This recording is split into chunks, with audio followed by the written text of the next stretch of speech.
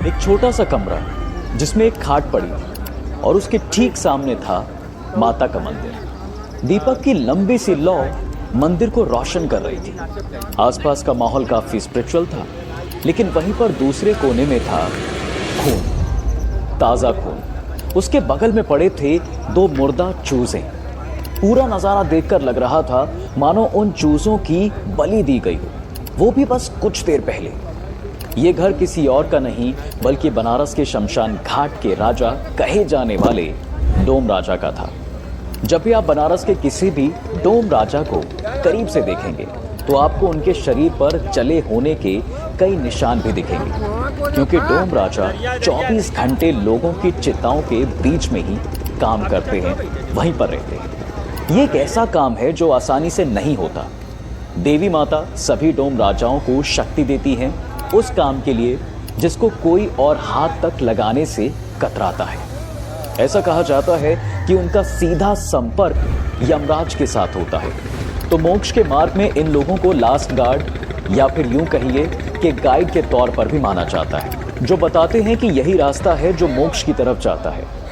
इस मोक्ष की प्राप्ति एक मृत इंसान को मिलती है इसी बनारस के मणिकर्णिका घाट पर, जहां दिन हो या रात 24 घंटे चिताओं की लपट चलती रहती है।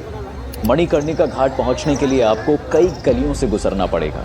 उन गलियों से गुजरते गुजरते आप अपनी आंखों के सामने गलियों से निकलते हुए कई फ्यूनरल प्रोसेशन पाएंगे, यानी कि लोग किसी मुर्दा शरीर को घाट की ओर लेकर जाते देखेंगे। एक बार सोचकर देखिए, घाट तक पहुंचने की गलियों में भी लोग रहते हैं। उन्होंने कितनी मौतें देखी होंगी और ना जाने कितनी चिताओं को जलते देखा होगा। मणिकर्णिका घाट या गंगा माँ, ये दोनों मोक्ष के दरवाजे माने जाते हैं। यहाँ के लोग मौत को बहुत ही अलग नजरिए से देखते हैं और ऐसा कहा जाता है कि जब भी किसी जलती चिता को बहुत ध्यान से देखा जाता है तो आपको बॉडी के थोड़े थोड़े हिस्से गलते दिखेंगे। किसी का चेहरा चल रहा होगा तो किसी का हाथ चल रहा होगा, लेकिन जिन चीजों को हम हाथ या चेहरा समझ रहे हैं उसका कोई अस्तित्व नहीं है। वो सिर्फ और सिर्फ एक यंत्र था जिसमें आपकी आत्मा घूम रही थी और आज आत्मा निकल चुकी है और वो यंत्र एक कबाड़ में पड़ी हुई गाड़ी की तरह है जिसका कोई भी अस्तित्व नहीं है।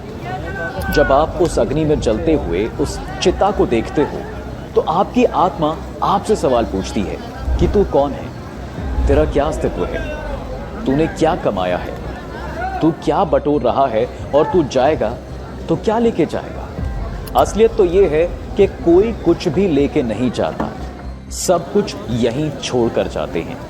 नाम, रिश्वत, शोहरत, इज्जत, रिश्ते, नाते, सब कुछ। वैसे तो गरुड़ पुराण में मौत के बारे में बहुत कुछ लिखा है, पर मौत एक ऐसी चीज है जिसके बारे में आप सिर्फ तभी सीखोगे जब आपको खुद उस चीज का अनुभव होगा। गरुड़ पुराण की माने तो जब आपकी आत्मा आपके शरीर को छोड़कर जाती है तब मौत के उस क्षण में आपके मन को, आपकी आत्मा को, आपके शरीर को बहुत दर्द से गुजरना पड़ता है। मौत के समय ऐसा लगता है मानो 3,60,000 बिच्छू आपको एक साथ में डंक मार रहे हैं और इसी दर्द को लेके हमारे यहाँ आत्मा भूलोक से यमलोक चली जाती है।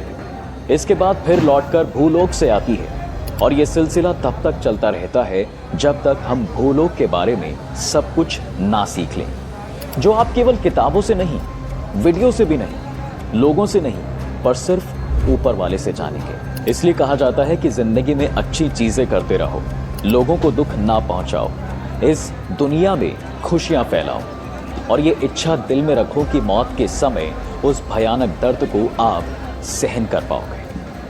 किसी ने मौत को लेकर सही ही कहा है कि मौत एक परीक्षा है जिसकी पढ़ाई हम जिंदगी भर करते हैं। वैसे अगर यमलोक की बात करें तो ऐसा कहा जाता है कि मृत्यु के बाद मनुष्य के कर्मों के अनुसार ही उसे यमलोक में जगह मिलती है। वहीं यमलोक जाने के लिए 4 तरह के द्वार होते हैं। पहला द्वार, पूर्व द्वार। यमलोक के पूर्व का द्वार बहुत ही आकर्षक है। इसमें हीरे, मोती, नीलम और पुखराज जैसे खूबसूरत रत्न जड़े हुए हैं। इस द्वार से योगी, ऋषि, सिद्ध और संबुद्ध लोगों को प्रवेश मिलता है। इसे ही स्वर्ग का द्वार कहा जाता है और गरुड़ पुराण के अनुसार इस द्वार में प्रवेश करते ही आत्मा का स्वागत गंधर्व, देव, अप्सराओं द्वारा किया जाता है। वहीं एक चीज और आपको मैं बताता हूं कि इसका द्वार दूसरा कौन सा है। देखिए पश्चिम द्वार, इस द्वार पर भी रत्न चढ़े होते हैं।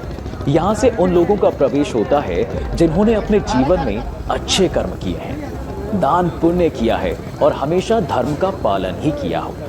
जिन मनुष्यों ने किसी तीर्थ स्थान पर प्राण त्यागे, उसका भी प्रवेश इसी द्वार से होता है। अब बारी आती है तीसरे द्वार की, यानी उत्तर द्वार।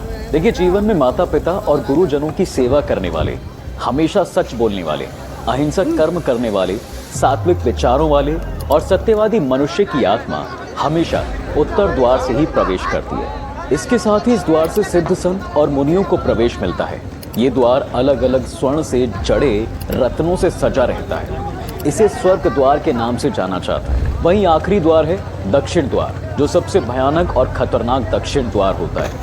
ये द्वार घोर पापियों के लिए है, जिन्होंने अपने जीवन में महापाप किए होते हैं। उन आत्माओं को इसी द्वार से प्रवेश करना होता है। इस द्वार पर गहरा अंधकार और भयानक सांप, सिंह और भेड़ियों की तरह भयानक जीव और राक्षस होते हैं। इसे ही नर्क का द्वार कहा जाता है।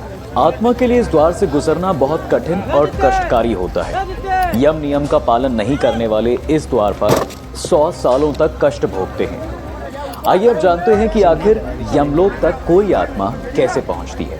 देखिए पुराणों के अनुसार जब भी किसी मनुष्य की मृत्यु होती है या आत्मा शरीर को त्याग कर अपनी यात्रा शुरू करती है, तब उस दौरान उसे 3 तरह के रास्ते मिलते हैं। उस आत्मा को किस मार्ग पर चलाया जाएगा, ये केवल उसके कर्मों पर निर्भर करता है। अब यहाँ पर ये 3 मार्ग हैं। सबसे पहले अर्ची मार्ग, धूम मार्ग और उत्पत्ति विनाश मार्ग है। अर्ची मार्ग ब्रह्मलोक और देवलोक की यात्रा के लिए होता है, वहीं धूम मार्ग पितृलोक की यात्रा के लिए होता है और उत्पत्ति विनाश मार्ग नर्क की यात्रा के लिए।